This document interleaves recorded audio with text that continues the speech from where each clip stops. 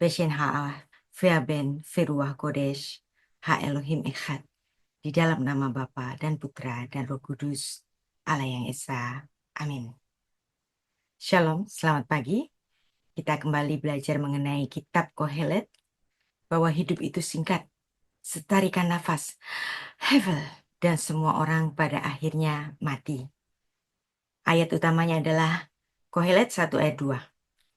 Dan saya ingin mengucapkan selamat jalan menuju kekekalan. Paus Francis, Bapak Suci umat Katolik seluruh dunia dan Bapak kedamaian bagi umat manusia di dunia. Paus Fransiskus yang tak lelah serukan perdamaian itu telah tiada. Kapundut pada Senin pagi 21 April 2025. Dunia akan selalu mengenang Bapak Suci Francis sebagai tokoh toleransi antar umat beragama, membawa pesan perdamaian, persatuan dan toleransi antar umat beragama, serta mendorong dialog antar agama untuk menciptakan kehidupan yang bersama dan damai. Itulah semangat Konsili Vatikan II dan ensiklik Ut Unum Sin.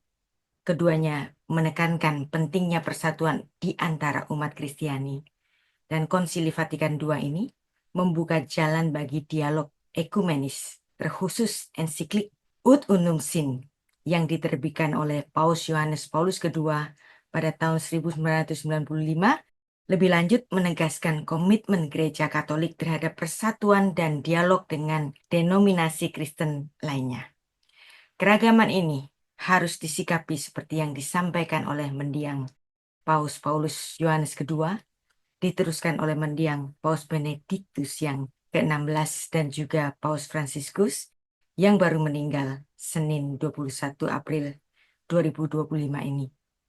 Ut Unum Sin, demikian, keragaman sama sekali tidak bertentangan dengan persatuan gereja, tetapi justru meningkatkan kemegahannya dan memberikan kontribusi yang besar bagi pemenuhan misinya.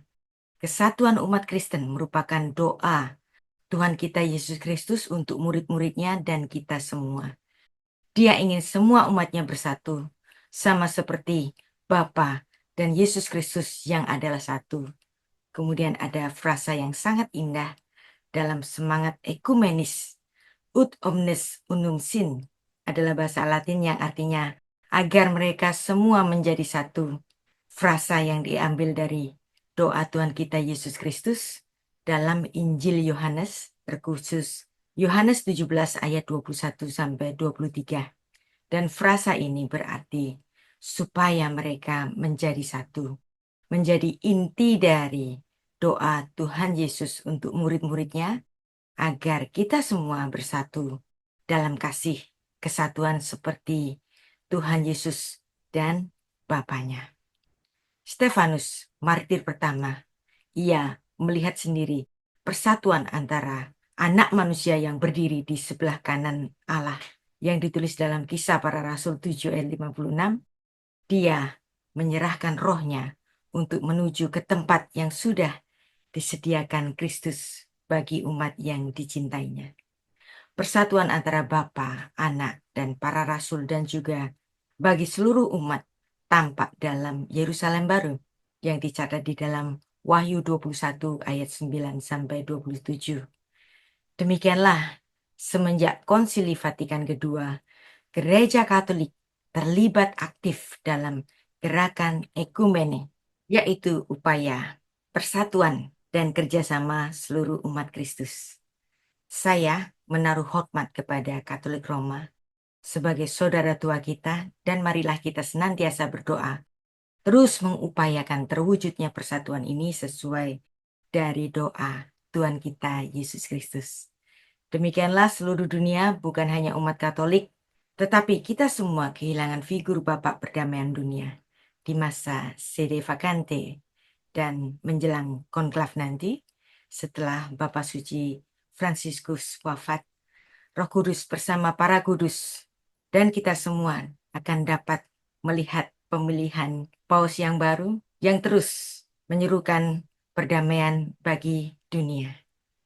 Dan kita akan membaca satu ayat yang sangat indah untuk merenungi bahwa kita memang benar-benar hidup secara singkat. Kita baca Kohelet 1 ayat 2. Havel havelim, Amar Kohelet. Havel havelim, Hakol havel. Sungguh singkat bagaikan setarikan nafas. Havel havelim, kata pengkhotbah. Sungguh singkat hidup ini. Havel havelim, semua orang berumur singkat, seperti setarikan nafas yang cepat berlalu. Havel. Di dalam ayat ini, Kohelet 1 ayat 2, terdapat pengulangan kata Havel havelim dalam satu frasa. Dalam makna, sungguh singkat bagai setarikan nafas. Havel havelim yang diulang 2 kali. Sang Kohelet menunjukkan keseriusan singkatnya durasi waktu kehidupan ini. Pada puncaknya ia menyatakan, Hakol havel, semuanya singkat bagai uap, setarikan nafas yang cepat berlalu. Sehingga di dalam Kohelet pasal 1 ayat 2 ini terdapat 3 frasa penting mengenai havel, hembusan nafas. Dan perhatikan struktur penulisan ini. Yang pertama, havel havelim, sungguh singkat bagai setarikan nafas. Diulangi kembali, havel havelim, sungguh singkat bagai setarikan nafas. Dan kemudian ditutup dengan hakol havel, semuanya singkat bagai setarikan nafas. Pengulangan 3 kali untuk frasa yang menggunakan kata havel bukanlah kebetulan, tetapi memiliki latar belakang filsafat Ibrani dan penulisan sastra Ibrani. Hukum Yahudi, yaitu halakah, menetapkan suatu peristiwa yang diulang 3 kali, dipandang sebagai sesuatu yang permanen. Hukum pernyataan 3 kali ini dalam tradisi Yahudi disebut dengan hasakah, artinya legal acquisition by right possession. Ungkapan yang diungkapkan 3 kali, 3 times strong, menjadi default status, yaitu ketetapan permanen pada apa yang diucapkan. Apapun pernyataannya, baik itu suatu pernyataan sikap, kepemilikan, status. Rabbi Shalomo, Rabi abad ke-19, menulis dalam Kitsur Sulhan Aruch bahwa seorang menyatakan sesuatu walau dia tidak menyatakan itu sebagai sumpah, namun apabila pernyataan itu diucapkan sebanyak 3 kali, shalosh pa'amim, yaitu dengan sendirinya menjadi sumpah dan janji.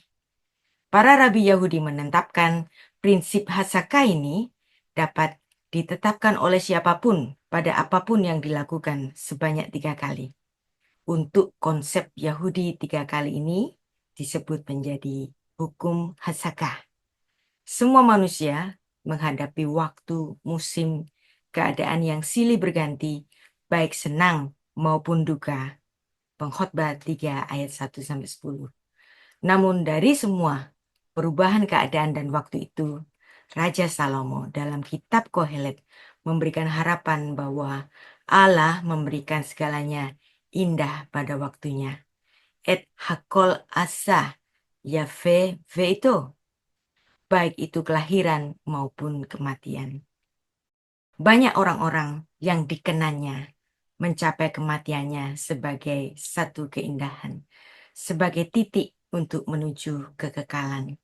Kita percayai, termasuk Bapak Suci Francis, telah mencapai kehidupannya dengan sempurna, dengan pelayanan kepada Tuhan kita yang sangat mengasihi kita. Dalam terang ini, kita semua akan memahami pentingnya proklamasi dan pembukaan kitab pengkhotbah, yaitu kitab Kohelet, sebagai kitab filsafat kematian, bahwa havel havelim, hakol havel, segala sesuatu singkat dan akan berlalu seperti setarikan nafas.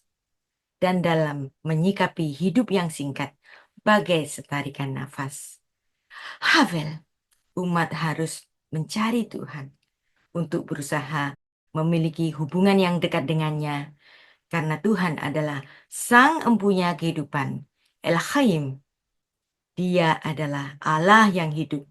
Yosua 3 ayat 10. Dan Amos 5 ayat 6 menulis, carilah Tuhan, maka kamu akan hidup. Dirshu et Adonai fikhiu. Pada zaman Nabi Amos, bangsa Israel melakukan ritual agamawi dengan upacara-upacara keagamaan di Betel, Gilgal, Bersheba, yang dahulu dianggap sebagai tempat suci yang penting. Tapi semuanya itu adalah kesalehan yang memuaskan diri sendiri di kehidupan manusia yang fana, bukan menyenangkan hati Tuhan. Betapa kita telah melalui kehidupan kita secara beragama untuk menyenangkan diri kita sendiri. Tetapi kita lupa untuk menyenangkan hati Tuhan. Manusia agamawi, mereka dapat berbuat jahat di dalam kesalehannya. Betapa banyak orang menganggap paham doktrin agama lantas membodoh-bodohkan atau menyesat-nyesatkan orang lain dengan sikap arogan dan judgmental. Agama sering berubah menjadi birokrasi perihal Tuhan dan banyak dikorupsi oleh para aparatnya. Dalam baju agamanya, kaum beragama dapat kehilangan kasihnya karena kesombongannya terhadap ilmu teologi yang dimilikinya, dan itu menjauhkan dia dari sikap mengasihi. Karena mereka merasa paling suci dengan gelar agamawinya dan jubah keagamaannya. Keculasan kaum beragama yang dahulu pernah terjadi juga terjadi hari ini, dan itu bukan hal yang baru. Banyak orang menjadikan agama dan pengetahuan teologi sebagai suatu kebanggaan, merasa diri mulia dan ingin dimuliakan.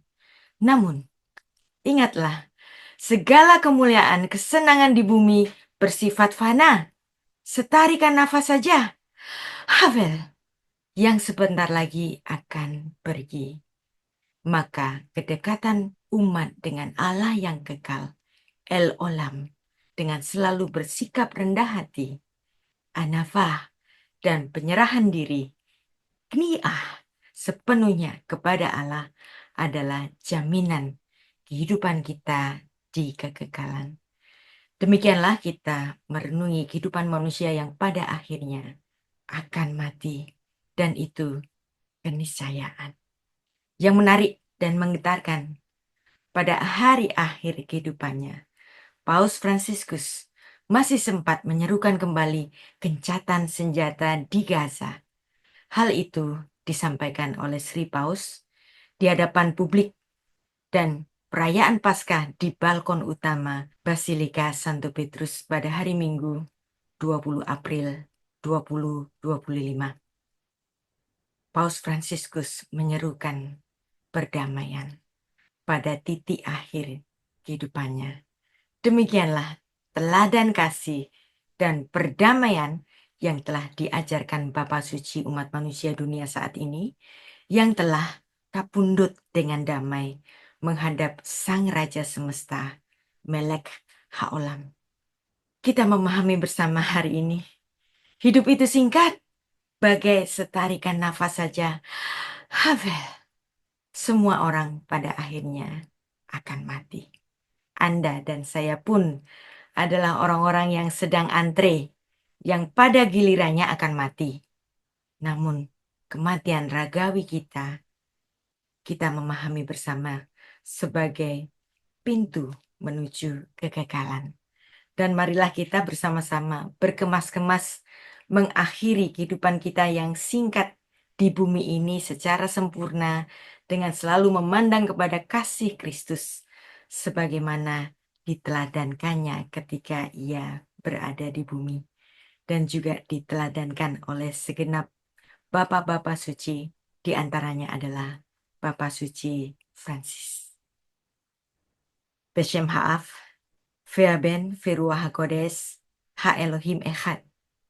Di dalam nama Bapa dan Putra dan Roh Kudus, Allah yang Esa. Amin.